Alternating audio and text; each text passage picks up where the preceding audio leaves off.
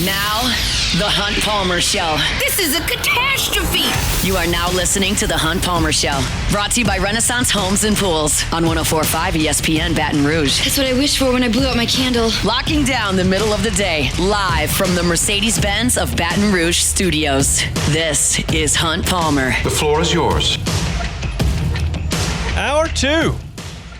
Wednesday edition Hunt Palmer Show, officially half the work week in the rearview mirror. We're brought to you by Renaissance Homes and Pools. Appreciate you hanging out with us here today. Usually we have Koki Rowley in the first hour on Wednesdays. Bump things back about 45 minutes. He joins us now on the Jim's Firearms Hotline. Koki, how are you? Doing pretty well. How's it going? It's going quite well. I was disappointed when I sent you a tweet on Friday. I have not been in the A&M press box at Bluebell Park since 2013, so it's been a minute, but they did have a big freezer full of Bluebell ice cream in the press box 12 years ago. You're telling me that no longer exists? No, I did not see any of that. I never even heard it referenced. Yeah, no, I mean, their press box situation is kind of odd because there's like 3 tables outside, and it was a really nice weekend, so I decided to sit out there. And there's like a small-ish press box behind that. That's also open air. So, I mean, there are definitely worse press box situations, but I did not hear a thing about, Bluebell ice cream. I would have jumped on that if I got the chance, though. Yeah, sad to see things change after 12 years of me not being there, but apparently that was the case. What hadn't changed is that LSU's still pretty good and Texas A&M's still pretty good. That was the case in 2013 as well. A&M got the better of LSU with a late swing on Sunday. I have not talked about Chase Shores a lot, so I wanted to start there with you. He came in relief, and really I thought threw the ball pretty well. What did you see from him, and what do you think of that role for him? Yeah, I thought he threw the ball pretty well as well. And I think one of the keys for him is just not miss his spot, but to not miss it badly, sort of like the throwaway pitches. The slider that's way in the dirt, or the fastball that goes behind the backstop, like those really big misses is what I feel like he's much better every time he can at least be around the zone, and when you throw 100 miles an hour, it sort of creates that margin for error for you. And I thought he did a much better job of not just committing the ball, but just not having too many bad misses. And because of that, you get a 100-mile-per-hour fastball, pair that with a decent slider, and then you might have something. And the fact that he's in relief allows him to get it up there to 99 to 100 miles an hour pretty consistently. And I think that so far has sort of played up the stuff a little bit, just shrinking the role, simplifying the role. So him and Kason Evans have essentially switched positions. Essentially, I mean, there's some nuance to that, but if we had to boil it down, that's what it would look like. So it's interesting, and I think I think both roles I could end up helping this team more moving forward.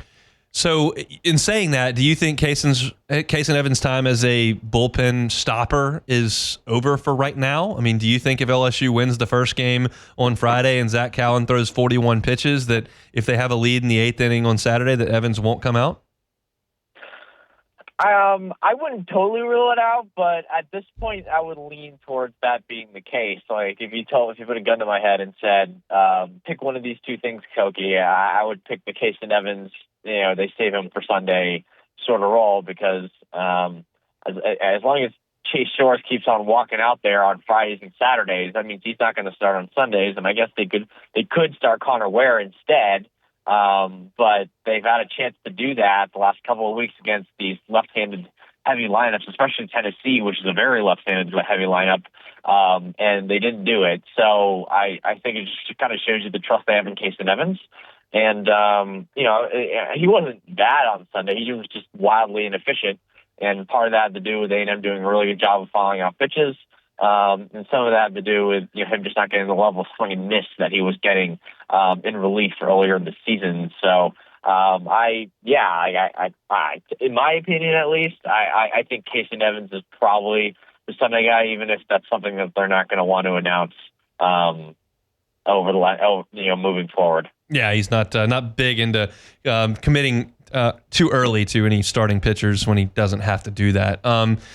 As far as Zach Cowan goes, obviously you look at the line scores, you look at the way the games went, not his best weekend. In fact, his worst weekend in SEC play. Any cause for concern there? Not totally. I think it was interesting that, like, out of all the relievers, he struggled the most, and he is also a much different reliever than any other guy that they have. And usually that's been a strength for them, the fact that he can throw strikes, the fact that he is just such a good changeup. But the lack of, like, big stuff and the lack of a big breaking ball, which is what the other guys have, that's what kind of played in their favors. Like, Maverick Rizzi was really good. Chase Shores had one of his better weekends. Like, kind of go down the line of a lot of these guys who have much different stuff than what Zach has. Or it's even a guy like DJ Primo, who's not only left-handed but also hides the ball pretty well. So, I mean, those bigger stuff guys definitely succeeded more this week against A&M, and Zach definitely struggled more against A&M. And to me, that feels like more of a matchup thing than anything else. The fact that A&M wasn't really fazed by his changeup, the fact that A&M wasn't afraid to swing to be aggressive early in counts and really sort of jump on the first thing that they saw. I mean, some of it might just be the scouting report and, SC teams just getting more comfortable with facing Zach.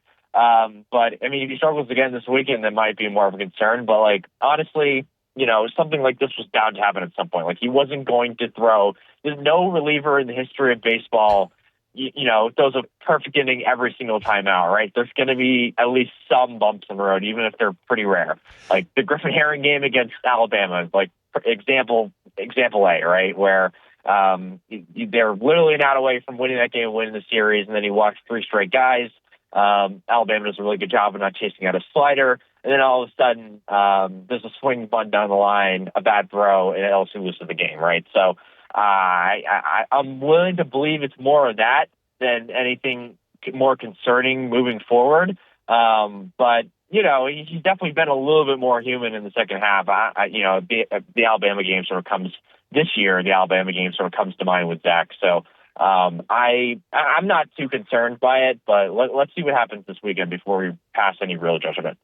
Do you feel differently about Cade Anderson and Anthony Ianson than you did a month ago? Definitely with Anthony Ianson, right? I mean, I was on your show, what was it, a month and a half ago? We were talking about how, I was talking about how, we just need to get him to 5 innings and he can only give up, 2 or 3 runs instead of going 4 and giving up 4 or 5 runs, right? And he definitely blew that expectation out of the water this week. So I obviously give major credit to him and just his ability to really mix pitches as the game went on. And it just seemed like he was a pretty good matchup for that A&M lineup, and they were really swinging through a lot of his stuff. And it seemed like his splitter was really on point for that game. So I mean, he is sort of ascending in a similar way that Gage Jump ascended last year, where Jump had some struggles in the beginning of SEC play for sure. But I'm honestly a little even more surprised about the Ianson ascension, because I don't think Ianson has as good a stuff as what Gage Jump had. And yet Ianson's still doing this because he commands the ball really well. And then he has the off-speed stuff. When he gets you to 2 strikes, he has the off-speed stuff to put you away. And that's something that he's done a really good job of consistently lately. And that's a very good sign for LSU. And as for Cade Anderson, honestly, the guy's just this good. Yeah. And he's going to be a top 10 pick in this draft, if I had to guess. And he is what he is at this point. And what we saw at the beginning of the year is what we're seeing right now. No doubt. So you spend a lot of time around Jay Johnson. You got to talk to him after Sunday's disappointment, and then the series as a whole. Like, kind of, how do you think he views where his team is right now? He doesn't seem panicked. He doesn't seem overly frustrated, which is a difference from last season, where there were times where he was definitely very, very frustrated about the results. And the team as a whole, there was this big, dark, stormy cloud around them. This year, I just haven't really felt that. I felt there have been a couple of games this year where the feeling afterwards was, dang, we let that one get through our fingertips. We let that one get get past us. You know what I mean? And I think the Auburn game, that Sunday Auburn game, you definitely got that feeling where it felt like that one, they let that one slip away from them. And in this game as well. But I do think, like, overall, I don't think he's too panicked. And with the offense, and if anything, he feels very, very good about his bullpen right now. So that's probably the best way to describe the state of the way Jay Johnson feels about his team at the moment. Should he be more concerned about his offense? Potentially, yeah. And I mean, as the deeper we've gotten in the SEC play and the tougher the schedule has gotten, the more they've struggled. And I have a story coming out in the Advocate will be Friday about how they've just frankly struggled against left-handed pitching in SEC play, like week after week almost. There's really only been 2 weeks where they've done pretty good against left-handed pitching, but then after that, it's been a lot of they've been on the struggle bus when it comes to facing lefties, and there isn't really a great reason for it because in theory, they have the lineup versatility to face left-handers, and they have guys like Ethan Fry and John Pearson that they can put into the game, sort of match up in those spots. And I'm not even saying that those guys have not lived up to their billing against those spots. If anything, Ethan Fry had one of his better weekends of the season last weekend. But when you look at the rest of the team, and even guys like Daniel Dickinson, and not even Daniel Dickinson, honestly, guys like Jared Jones and Stephen Milam, and guys who you'd expect to hit against left-handed pitching because A, they can either hit on the right side of the plate, or and B, they're some of your better hitters. Those guys just haven't been producing against those left-handed pitchers. So, I think that's like definitely a point. That's like one example of the way that they've been struggling. I know you had a story that came up today about some of the stuff too with the home and road splits. So I think either way you slice it, they're just struggling offensively, and they need guys like Stephen Milam especially, or Jared Jones, or Daniel Dickinson and Derek Curiel. They're supposed better hitters that just start hitting better. Something's got to give on Friday because they're playing at home against a really good left-handed pitcher in Zach Root, and we'll see kind of how that goes. You have a thought early on for LSU and Arkansas over the weekend. The Hogs are obviously coming in playing good baseball, considering what they did to Texas last week. Yeah, I know Arkansas lost 3 series in a row before this recent sweep to Texas, but I do think this is the best team LSU's played all year, and they're the best team in the country right now. Just top to bottom, they probably had the best offense in the conference from a statistical standpoint. And then on the mound, they're getting Parker Coyle back. That's another lefty. The bullpen, and I guess that's like one matchup thing that LSU might have. LSU might have the better bullpen heading into LSU probably is the better rotation heading into this series, but I think Arkansas has been the better team out of the bullpen. Arkansas has been the deeper team, especially when it comes to the lineup. They've got the star power. Their in-conference hitting numbers are really, really good. The Eloy brothers, like the whole thing, it's very, very, they got a lot of power, so they're going to be able to take advantage of the park here. So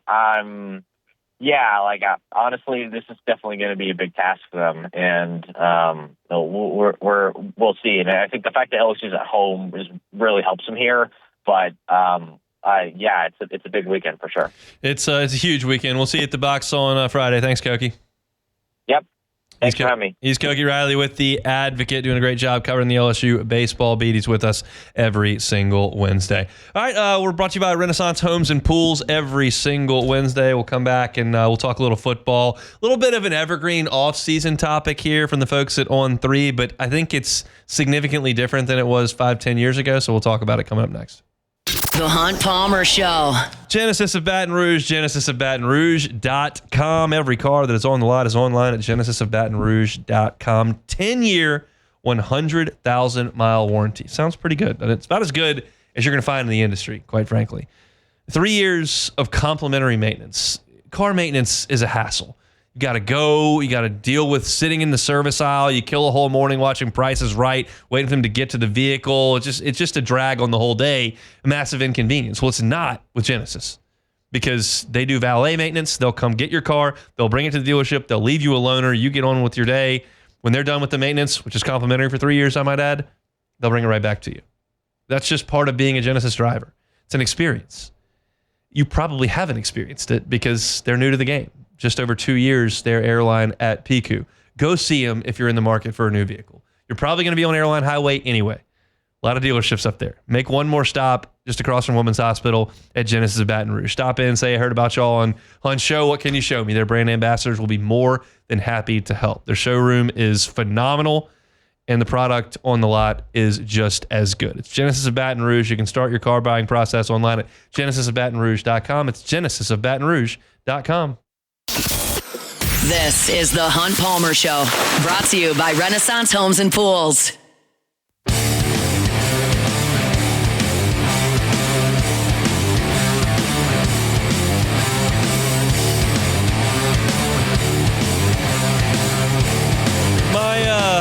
SEC baseball power rankings coming your way in a little over 10 minutes. Get to those. I mentioned this in the first hour, but I've got some significant changes to said power rankings coming up here in the next segment. But I want to talk some football here. This is an evergreen topic. It's always going to be relevant. You can always have the discussion. It may be better in July than it is right now in early May. But I just saw it on the timeline today, and it dawned on me, like, this is a very different list than what it would have been 10 years ago, certainly 20 years ago. Times change, and things change with them. It's the top 10 jobs in college football. Andy Staples and Ari Wasserman came up with this list. They work for On3, and they each gave their top 10, which are very, very similar. I believe they only have 2 differences total. The other 8 are included in both. So they agree that 8 programs are in the top 10, and then there are 4 others that they've sprinkled in at the back end of the list. But I think this list looks very different 10 years ago, 15 years ago, in one big way. And I'll get into the list. They agree with the top 3 jobs in college football. Staples says it's Georgia, Ohio State, Texas. Wasserman says Texas, Georgia, Ohio State. And they agree on the 4th, exactly, it's Oregon. So they think that the top 4 jobs in college football in some order are Georgia, Ohio State, Texas, and Oregon.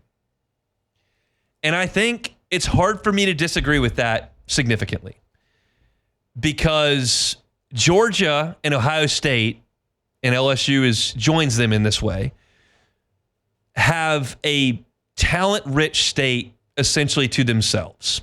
Georgia Tech is in Georgia, but they don't really compete with Georgia for any recruits. Yeah, Ohio State has got a bajillion MAC schools in Ohio, but they're the only P5 in a very talent-rich state, and LSU has that in Louisiana. You're all well aware of that. There are other great talent-rich states. There are a lot of really good football players that are in California, a lot of colleges. Great football in the state of Florida, a lot of colleges. A lot of great football in Pennsylvania as well. I think Penn State probably runs that, but Pitt's there at least. You talk about Georgia, they got it to themselves. Ohio State, they got it to themselves. LSU has Louisiana got it to themselves. But LSU is kind of on the outside looking in of that list. The job that would not have been on this list 15 years ago is Oregon. Oregon is number 4 by both of them.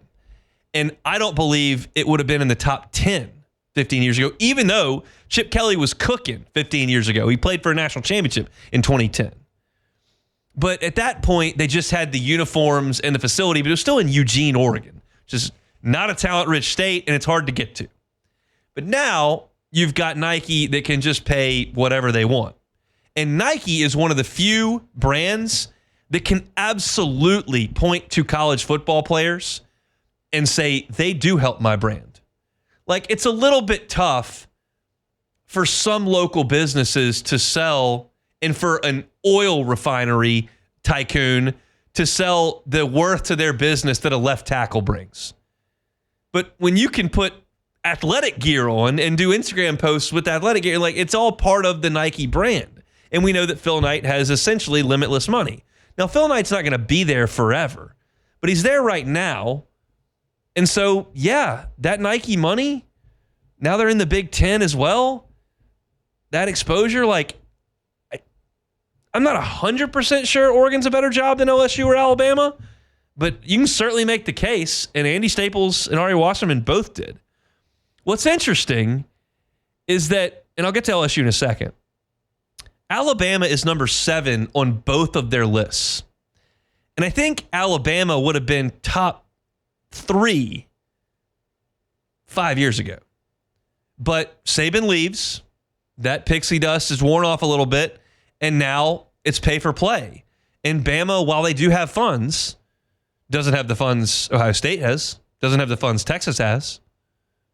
So all of a sudden, that job is less. And my point for a while over the Alabama thing was it was not that Alabama was that much better a job than some of the others around the country. They just had the best coach, which inherently made the job. Like, Saban could have taken the job at Texas A&M. He'd have won 6 titles at Texas A&M.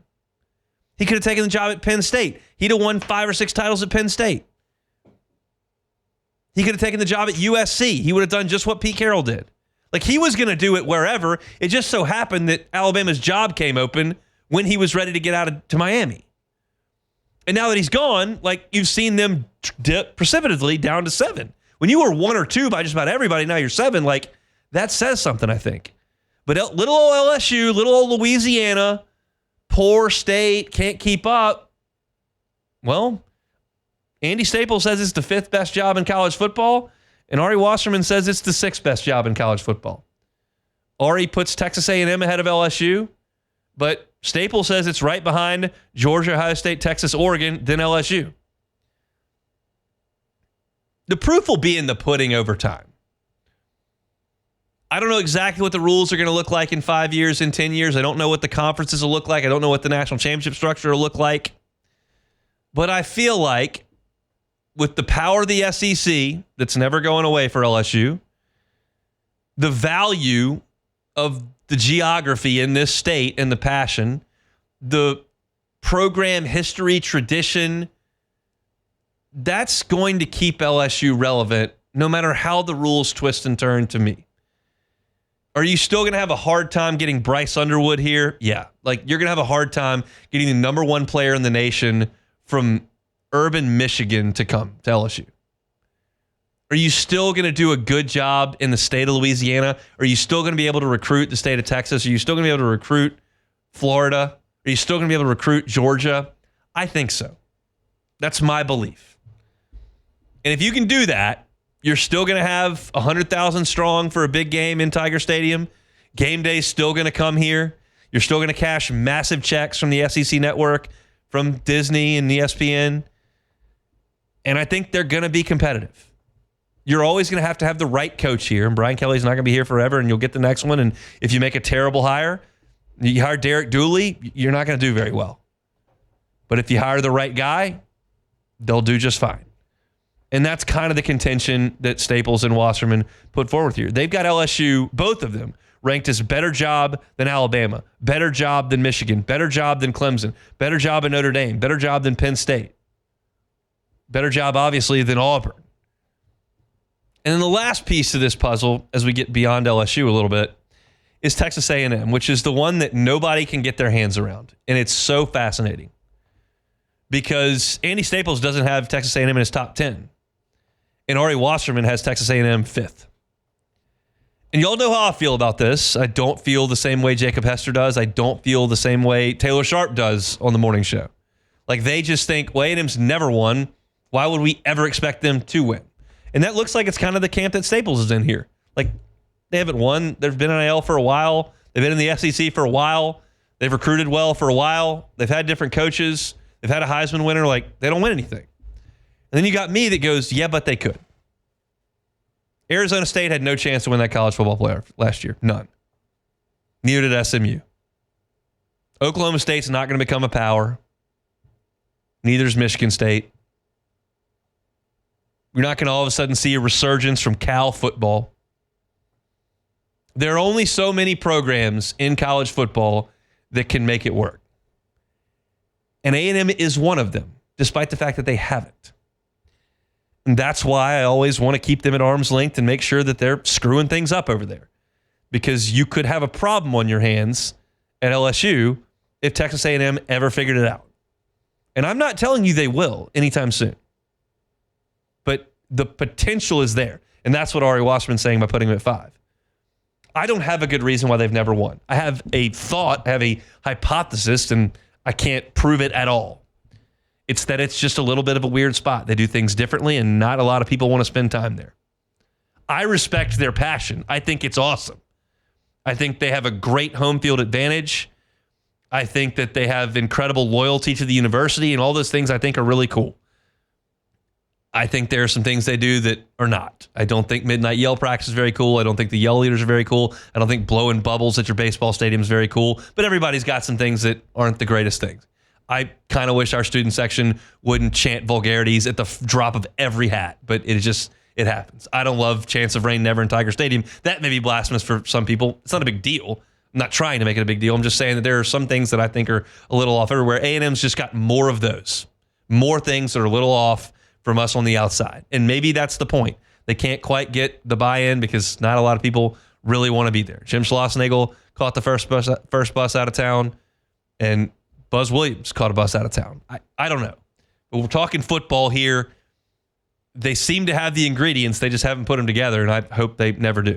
But it's an interesting discussion, and it's one that maybe is better suited for July. But I saw it, and my takeaways were, I agree with the talent-rich states with the most money. I think that's the best gig. Florida, not in the top 10 of either. And that would have never been said 15 years ago. Never. But they're behind in NIL. The facilities aren't great. And that's what you get.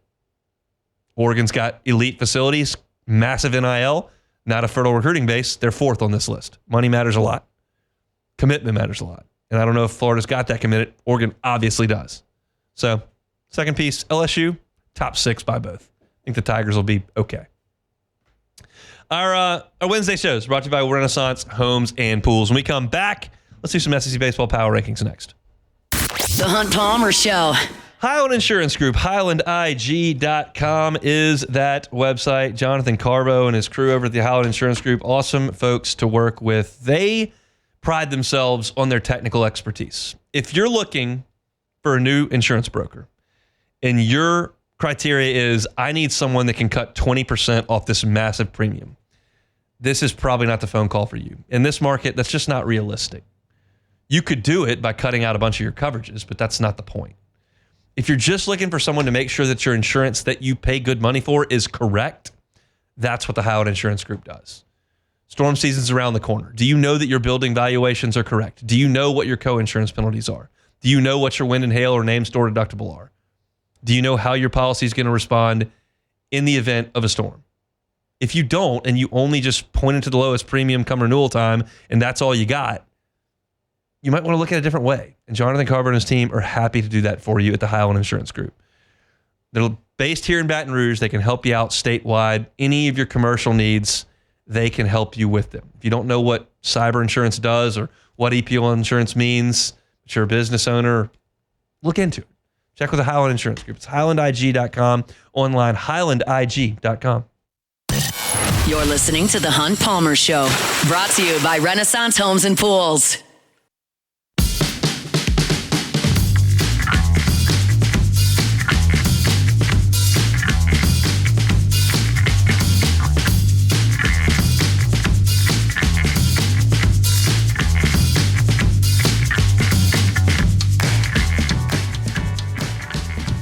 All right. So we took a week off 2 weeks ago, and then we came back and did power rankings for the first time in 2 weeks, and I made some small changes. There were some bigger changes this week. I've got a 4-spot mover, two 4-spot movers, 2 3-spot movers, and a 5-spot mover this week. Some of it just was bound to happen based on some feelings that I had that I just couldn't follow through on. But we feel like we've kind of got it between the buoys right now. I think they're where they need to be. I'll probably change them again next week. But there's more volatility this week than there has been really maybe all year. So let's get into this week's SEC Baseball Power Rankings. Hunt's SEC Power Rankings. The Arkansas Razorbacks. I don't think this is knee-jerk. Yes, they had lost 3 in a row entering last week. Here's why I've got Arkansas at the top. I think their best is the best in the conference and the country. Now, they didn't play to that standard when they lost 3 series in a row. Got beat by A&M, got beat by Florida. Like, they did not play to that standard. But their pitching is good. Their hitting can be elite. And I think they're the best team in the conference. Last week, I had Texas in this spot because they were 19-2 in the league, and I just had to do it, even though I knew that wasn't the case. Arkansas is where they need to be. I think the Hogs are the best team in the league. Give me the Hogs. The Texas Longhorns. Texas might not even be the second best team in the league, but I just feel like an idiot if they're 19-5 in the league and I'm bumping them down to 4 or something. Like, they lost their ace. Ruger-Riojas got lit up last week. From a talent perspective, there are teams better than Texas. It's hard to argue, though, with the wins and losses, even though the schedule has been very favorable. Maybe I'm an idiot, and maybe Texas has another bad weekend against Florida this weekend at home, and I bump them back some more, but I've got them at 2 for right now. The LSU Tigers. I backed the Tigers up 1 spot, but I still feel okay about LSU. I think that there are pieces there offensively, and that 1-2 punch at the top of the rotation is meaningful. That means something. And so everybody's got some flaws. Everybody's had some bad weekends. LSU did lose over the weekend. I backed them up 1 spot, but I still believe in the Tigers right now. The Tennessee Volunteers. This may be really foolish. They've lost 4 out of 5 series. They've lost 3 series at home. They've lost 3 in a row. Like, this may be stupid. But I watched them in person. I know what that talent is. I know what Doyle and Phillips are at the front. Like, I get it. They're not winning a lot of games. But this is not about the standings. This is about what I think of the team in terms of their talent, who's the best, who's next. So I'm not looking at the standings. I'm just looking at my eye test, and I've got Tennessee at 4, backing up 1 spot. Maybe that's dumb. That's where I've got them. The Auburn Tigers. I moved Auburn up 4 spots this week. They went from number 9 to number 5. And statistically, like, Auburn is not great to look at on paper. Their OPS is 12th in the league. Their ERA is 10th in the league. But they swept LSU. They beat Tennessee 2 out of 3 in Knoxville. They beat Vanderbilt 2 out of 3. Like, their wins speak to me more than the statistics and really the talent level. I've sold Sam Dutton short, and maybe that's a little bit of sour grapes because he was here and didn't have a great run of it. But I can't just abandon Auburn here. I've moved them up probably too much, but they're at 5. The Georgia Bulldogs. I moved Georgia back 1 spot to 6. They're 12th in the league in ERA, which is not great. The only team that has struck out at the plate more often than Georgia in SEC play is Missouri. They also walk more hitters than everyone except Missouri and South Carolina, the worst team in the league. Now, they're 15-9 in league play, so I'm not here to balk at that. But I just don't think that they're as good as their standing is reflected. Maybe I'm dumb. They hit a lot. I get that. But I've got them back at number 6. Texas A&M! Look at the Aggies. They've got series wins over Arkansas, Tennessee, and LSU. That is quite loud. No matter how their start was, I don't know how they got swept by Alabama and Kentucky. They got swept by Vanderbilt too. Like, that's awful. But they're playing pretty good baseball. It's hard to argue against that. So I've got them at number 7. They might be better than that. The Vanderbilt Commodores. Doors pitch it really well, but I did move them up 2 spots from number 10 to number 8. They're not hitting a ton, but they're winning a lot, and their RPI is really good, which could have them at home in Nashville for the postseason if they can finish this thing out strong. Got Vandy at number 8. The Oklahoma Sooners.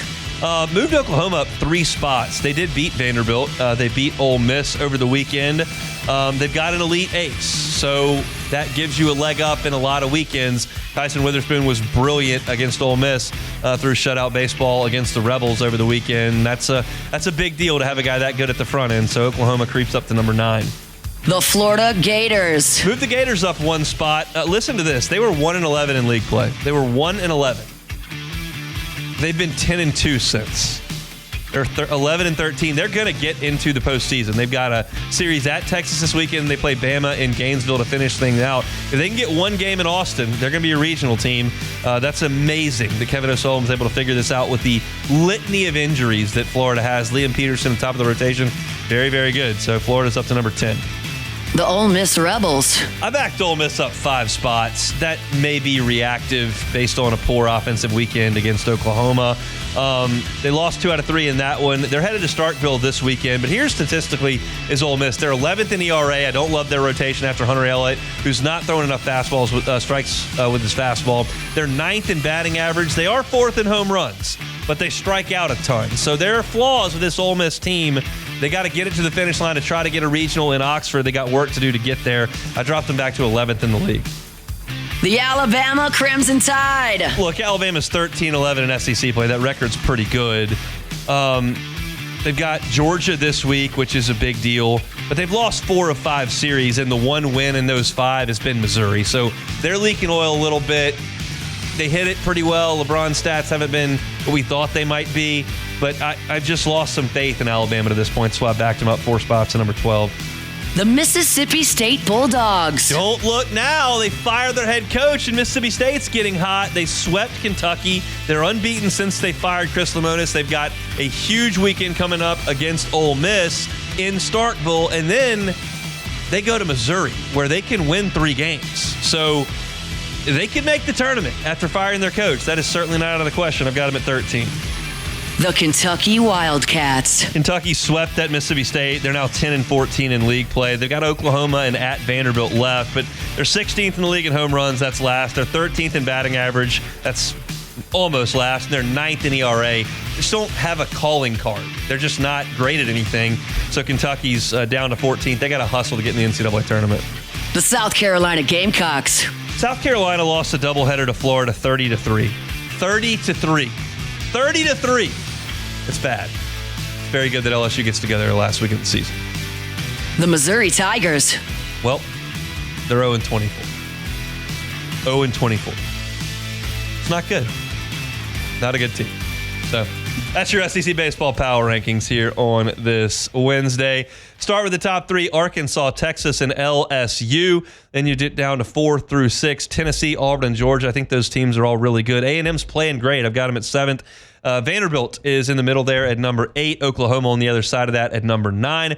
Got Florida and Ole Miss at 10 and 11. Alabama's 12th. Mississippi State up to 13th after a sweep of Kentucky. Wildcats now at 14th, and South Carolina, Missouri, as bad as there have been in the league in a long time. Missouri's going to set a futility record here, and Alabama's knocking on that door. More people will be, South Carolina. More people would be talking about South Carolina if Missouri wasn't 0-24. It's just the way that it is at this point. But that's your SEC Power ranking. Shout out to Joey Blanchard and the folks at Renaissance Homes and Pools.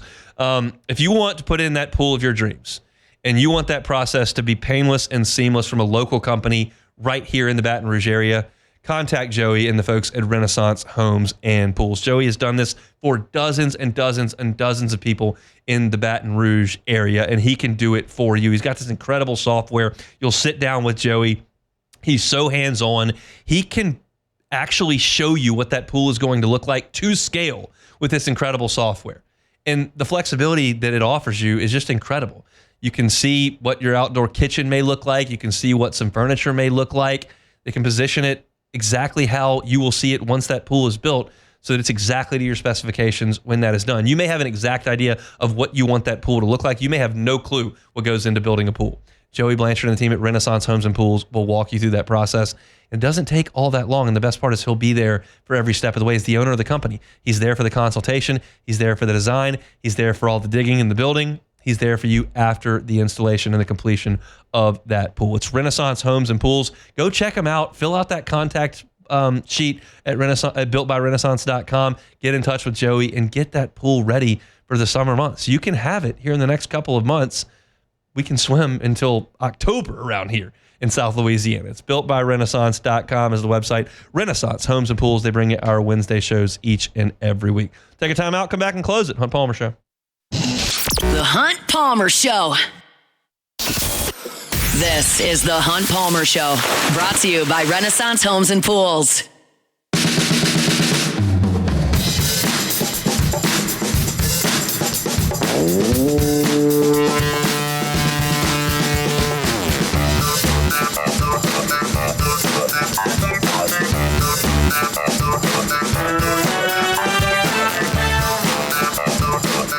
Congratulations to Landry Whitney and her mom, Dawn, down the river in Paulina for winning the 2025 Mommelganger contest. They win $1,500 from Selassie Jewelry and fine gifts. Thanks to everyone who entered, and happy Mother's Day. I need to see a picture of them, because I once again forgot to nominate my wife and her mom, who would win this competition. I'm sure. Well, I don't think you would be eligible to win, hon, considering They you work wouldn't here. know, because she would be the entrant. Okay. And maybe I could You sneak just around said the it- chicken coop. You just said it on air, so I don't think you can get They're away not with it listening now. to me. Yeah, you're right. Nobody listens to the show. They can, like, Alyssa and her mom are like, they can unlock each other's phones. Wait, oh, you know, The facial recognition. Well, yeah. I can do that with my brother, but of course we're Y'all identical are twins. identical twins, so that yeah. would make sense. So yeah, I need to think about that next year and win that gift card. Yes. I'm coming for you, listeners. All right, let's play Take It or Leave It.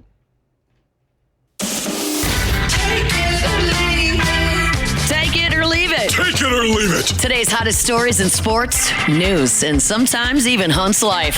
The question is, will he take them or leave them? Alrighty, first one here. After much deliberation, many rumors swirling, Salt Lake City's hockey team now has a name and uniform concept: the Utah Mammoth. Take it or leave it. I'm gonna leave it. Leave it alone. And it's just because there's no S on the end of it. Why do we start doing that? It seems like it's harder. Yeah. Like, and I have to write teams more often, so like it's harder to write. Like, what do you call someone who plays for the Red Sox? He's a Red Sox. He's a Red Sox. He's a when I got Tigers. I'm like, he's a Tiger. Yeah, like if you're saying If like he's a Saint, he plays for the Saints. He's a Saint.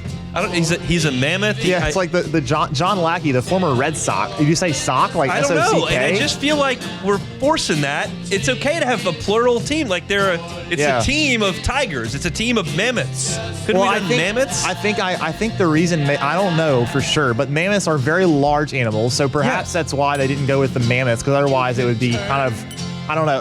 You could still do it, but I mean, jazz was what it was, and obviously you've got a lot of that in the WNBA now as well, and the NHL has a good bit. You've got the Wild and whatever. Yeah. I don't love it. I like the S. I don't. It's not like I'm not going to die on this hill, but I would just prefer you throw an S on the end. yeah, it's a bit weird, and also a lot of people are, a lot more favorable. I think Mammoths is good. Yeah, it's not bad, but a lot more people were in favor of the Yeti, which would have been pretty cool. But apparently there were some issues there potentially. Isn't that singular? Like I don't like It is that also either. singular, but of course the Yeti was, it was like a Bigfoot type character, Yeah, so there and wasn't you can't like be multiple the Yetis because Yeah. there's one. Right. I don't like that either. All right, last one. The Rams are going to Maui for Yeah, I mini saw camp that. in June. Mini camp on the island. Take it or leave it. I'm gonna take it. I'll take it. I don't know exactly what goes into mini camp and how much they can enjoy some of that time, or like how big a deal it is for them to.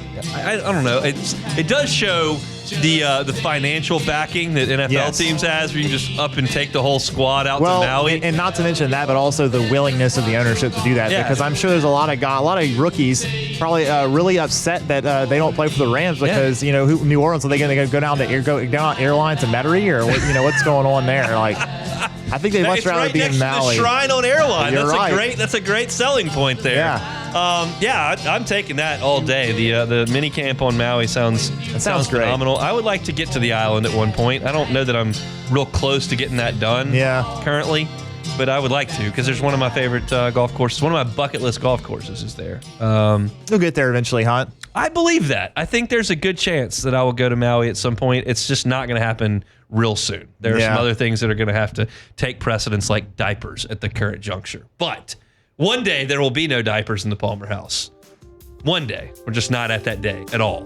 Just a few more years. Wednesday show is brought to you by Renaissance Homes and Pools. Call my guy Joey Blanchard to get in that pool. If you missed any of our show today, catch it on demand wherever you find your sound. Fired up for tomorrow. Start getting you ready for LSU and Arkansas baseball. Anthony Renato going to drive you home. Coming up next, we'll see you tomorrow. The Hunt Palmer Show.